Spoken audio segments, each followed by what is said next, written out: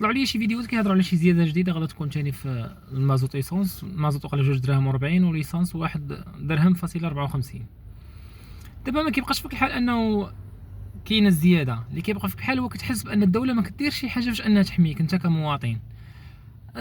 نديروا هاد الحرب الايرانيه دارت مشاكل في المازوت ومضيق هرمز وكذا وكذا، ارتفعت الاسعار ماشي مشكل، ولكن شنو كدير في المقابل الجهه الاخرى ديال الاسعار؟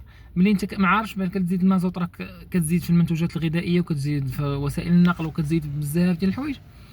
فاذا انت ملي زدتي لي في المازوت، علاش ما تقوننش ليا هذوك المنتوجات الاخرين؟ واحد الشخص كيجيب كاميو ديال البنان مثلا من اكادير، هذاك الكاميو كيضرب 300 يطرو كمثال. انت زدتي 2 دراهم في المازوت، اذا زادت 300 درهم 300 درهم، يعني زايده 600 درهم، يعني راه جايب كاميو ديال البنان. ملي غيجي هو هنايا فغيبدا يحسب لك كل كيلو ديال البنان زايد ب2 دراهم.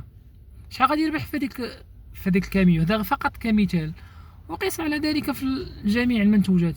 فعلاش الدوله اللي انها كتزيد في المازوت ما تاخذش لك الزيادات اللي غادا تكون في جميع المنتوجات الاخرين؟ هادشي من جهه. من جهه اخرى هاد الزياده اللي كاينه في المازوت، واش هاد الزياده كيفاش بالضبط خديتي لي 2 دراهم فاصله 40 في المازوت درهم فاصله 54 في ليسونس؟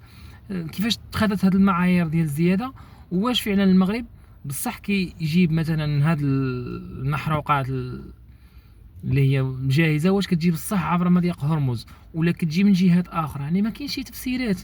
فكتحس براسك بانك في البلاد عيش وسكت، ما عندكش حق انك تهضر، ما عندكش حق انك تبحث اشنو كاين، ولا شي واحد ذاك ناطق رسمي انه خرج يقول لك ها شنو كاين ها شنو كاين ها شنو كاين.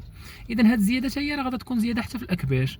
غدا ولا بعدو يبدا يقول لك والله كان المازوت غالي، ولو انه المازوت ولا رخيص يقول لك لا راه المازوت كان غالي، وملي كان غالي راه كنت كنجيب الفصه والتبن والنخاله واش من ضرب باثمنه غالي.